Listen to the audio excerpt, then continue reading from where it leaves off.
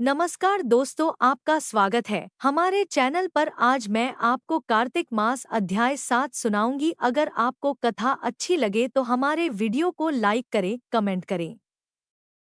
कार्तिक मास महात्म्य अध्याय 7 विस्तृत कथा। भूमिका। कार्तिक मास हिंदू पंचांग के अनुसार वर्ष का सबसे पवित्र महीना माना जाता है। यह मास विशेष रूप से भगवान विष्णु और भगवान शिव की पूजा, व्रत और धार्मिक अनुष्ठानों के लिए प्रसिद्ध है। भगवान विष्णु को कार्तिक मास में जागृत किया जाता है, क्योंकि यह वही समय है जब वह योग निद्रा से उठते हैं। इस महीने में दीपदान, तुलसी पूजन, स्नान और उपवास करने का अत्यधिक महत्व बताया गया है। कार्तिक मास में भगवान शिव और विष्णु के भक्त गंगा स्नान और विशेष उपवास रखते हैं। इसी कारण इसे धार्मिक दृष्टि से अत्यधिक पुण्यप्रद और लाभकारी माना जाता है। अध्याय 7 की कथा प्रारंभ। प्रारंभिक कथा। पुराणों के अनुसार प्राचीन समय में कार्तिक मास के महात्म्य को समझाने के लिए स्वयं भगवान नारायण ने धरती पर अवतार लिया। उस समय धरती पर अधर्म और पाप बहुत बढ़ गया था। लोग सत्य और धर्म के मार्ग से भटक चुके थे और इस कारण उन्हें सांसारिक और आध्यात्मिक कष्टों का सामना करना पड़ रहा था।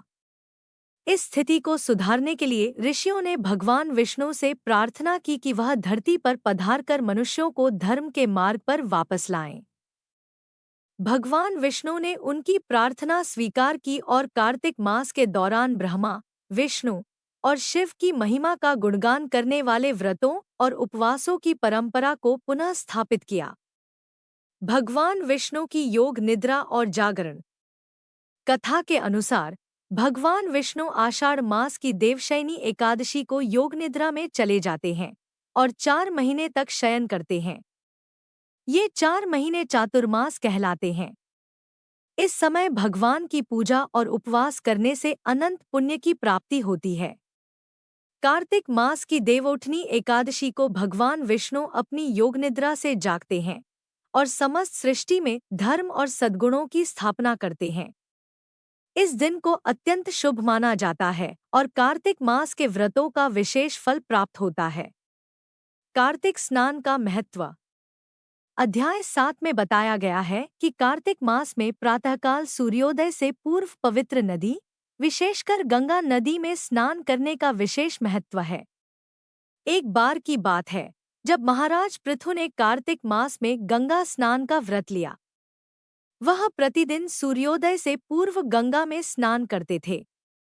इस पुण्य कार्य के कारण उन्हें मोक्ष की प्राप्ति हुई। स्नान के साथ साथ दीपदान और तुलसी पूजन करने से भी विशेष लाभ मिलता है। धर्मात्मा राजा की कथा।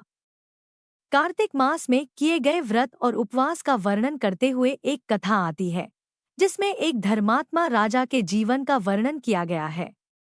वह राजा अपने राज्य में अत्यंत न्यायप्रिय और धर्मपरायण था। एक बार उसकी राजधानी में एक साधु आया और उसने राजा से कहा, हे राजन, इस कार्तिक मास में तुमने जो पुण्य कार्य किए हैं वे अत्यंत महान हैं, परंतु अगर तुम कार्तिक मास के व्रत और उपवास का पालन नहीं करोगे तो तुम्हारे सारे पुण्य व्यर्थ हो जाएंगे। राजा ने साधु की बात सुनी और कार्तिक मास का व्रत रखा। इस व्रत के प्रभाव से राजा को न केवल राज्य में सुख शांति प्राप्त हुई, बल्कि उसकी मृत्यु के बाद वह विष्णुलोक में गया। यह कथा इस बात का प्रमाण है कि कार्तिक मास के व्रतों का पालन करने से मनुष्य को स्वर्ग और मोक्ष की प्राप्ति होती है। तुलसी और शालिग्राम विवाह की कथा। कार्तिक मास की पूर्णिमा के दिन तुलसी विवाह का आयोजन होता है।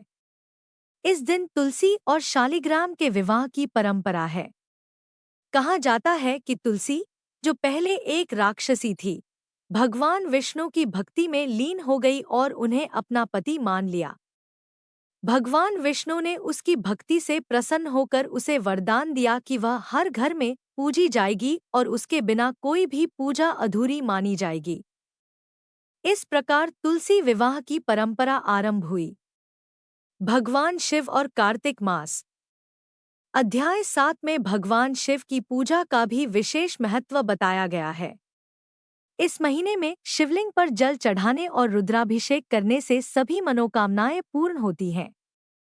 एक बार एक गरीब ब्राह्मण कार्तिक मास में भगवान शिव की पूजा करता था। उसने बिना किसी साधन के केवल भक्ति भाव से शिवलिंग पर जल चढ़ाया। उसकी सच्ची भक्ति से प्रसन्न होकर भगवान शिव ने उसे धन, ऐश्वर्य और मोक्ष प्रदान किया। दीपदान की महिमा। कार्तिक मास में दीपदान का विशेष महत्व है। इस महीने में दीप जलाने से मनुष्य के सारे पाप समाप्त हो जाते हैं।